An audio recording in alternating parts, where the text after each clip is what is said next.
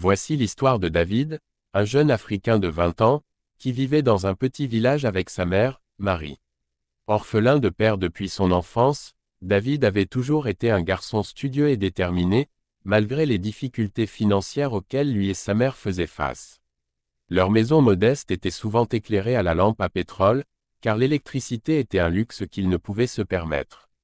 Malgré cela, Marie s'était battue pour offrir à son fils la meilleure éducation possible, convaincue que l'instruction était la clé d'une vie meilleure.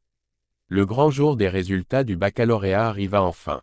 Après des mois d'attente, David consulta la liste des résultats affichés au lycée et son cœur bondit de joie, il avait réussi. Il décrocha son baccalauréat avec mention, un véritable exploit compte tenu de ses conditions de vie difficiles. Sa mère était immensément fière de lui. Ensemble, ils célébrèrent modestement cette réussite, convaincus que cet examen marquait le début d'une nouvelle vie pleine d'opportunités. Cependant, quelque temps après cet événement, le destin frappa durement. Marie, qui avait souffert en silence de maux de santé depuis plusieurs années, tomba gravement malade.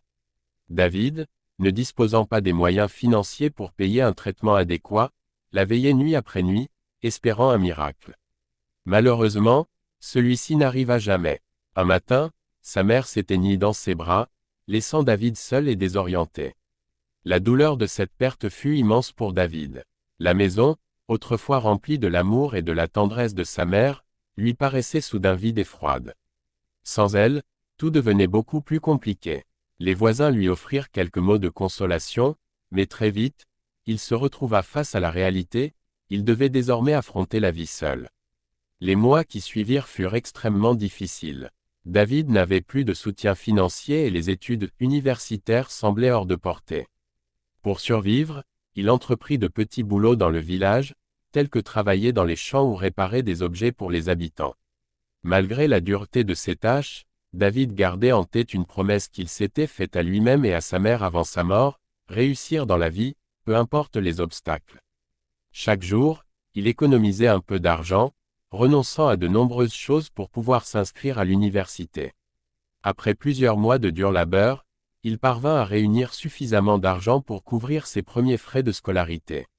Il s'inscrivit alors dans une université publique pour poursuivre des études en gestion d'entreprise.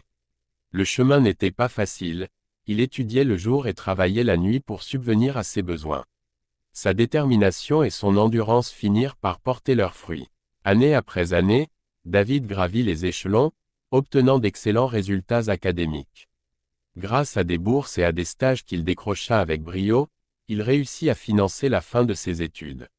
À la fin de son parcours universitaire, David, désormais diplômé, entreprit de créer sa propre entreprise. Avec la même rigueur et la même détermination qu'il avait mise dans ses études, il bâtit peu à peu un empire. Son entreprise devint l'une des plus prospères du pays, offrant de l'emploi à des milliers de jeunes, dont beaucoup avaient, comme lui, connu des débuts difficiles. Aujourd'hui, David est reconnu comme un grand homme dans son pays.